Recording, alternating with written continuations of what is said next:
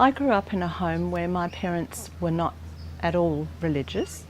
In fact, my father used to say that he was an atheist, which felt empty to me. But I knew that his stepmother was praying for me. In fact, the first thing that I saw was that they had a picture on our wall which was about, "Now I lay me down to sleep, I pray thee, Lord, my soul to keep. If I should die before I wake, I pray thee, Lord, my soul to take." And that scared me witless. What did this really mean? I started my own journey looking for Christ because I saw through my girlfriend, who was about 13, that she sort of had something I didn't have. And so I went to her church with her. Yeah, I learnt some interesting things. I learnt that there was a difference between truly being a believer and acting like you're being a believer. As time went on, of course, I was trying to live a good life. But on the way, I had some incredible things happen that I consider miracles when I look back at them. I was pushed under a truck by my neighbour, who was a child, of course. When the truck ran over me and people came to my aid, there was nothing wrong with me. To think that a truck can run over a child and there'd be nothing wrong with you, when I look back on that, I thought, this is pretty incredible. When I was about 18, I became exceptionally ill. And I had 2 years of being treated for a kidney infection, which actually wasn't a kidney infection.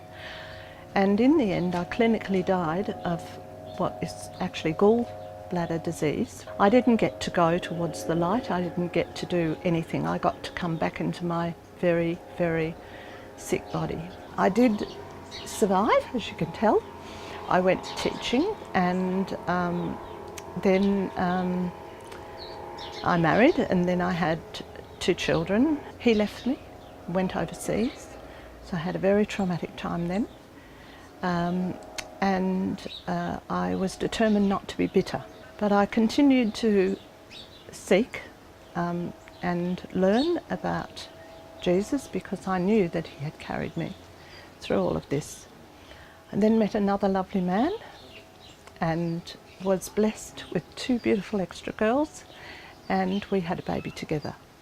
We've come back to live in Australia after much international trauma, where my children were kidnapped and taken to live overseas. But through that all, I've had some absolutely wonderful support from beautiful Christian people along the way, and some more miracles. They found that I had an aneurysm, so I've survived an aneurysm.